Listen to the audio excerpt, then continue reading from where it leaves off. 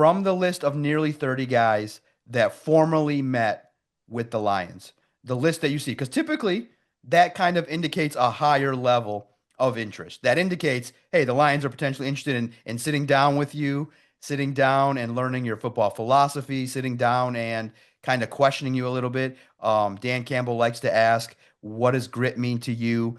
Football knowledge. There's a lot of in-depth opportunities. So from the list of those that formerly met with the Lions, what intrigued you? Because I think what sticks out clearly is that the Lions met with a lot of edge rushers. They Hmm. know, okay, like everybody else, that position's deep, and they want to spend some time talking to some of the best ones. And I think that the list clearly shows that there's going to be an opportunity for an edge rusher to join this football team.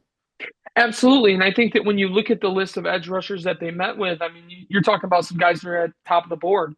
A guy like Mike Green, a guy like Nick Scorton.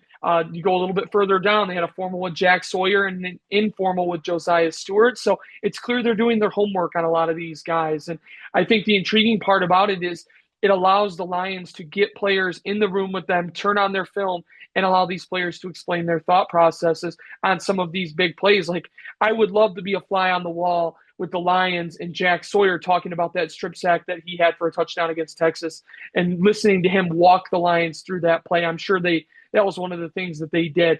But really, as a whole, this is an intriguing group of prospects. You talk about some of these tight ends that they met with, like Thomas Fidone and Jackson Haas, who are more physical guys. Jackson Haas talking about how much he loves to play physical. Thomas Fidone, another guy that dealt with some injuries in college, but has that upside as one of the formerly top recruited tight ends in his class.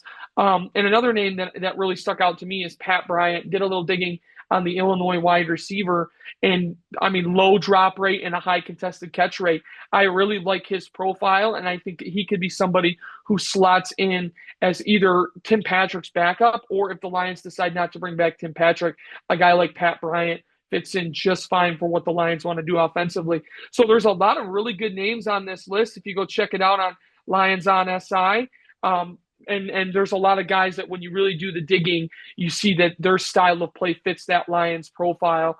I'm sure that what these interviews are all about is gauging whether or not they're a fit for the Lions culture, because as they've said before, not everybody can play for the Detroit Lions based on how they've constructed it under Brad Holmes and Dan Campbell.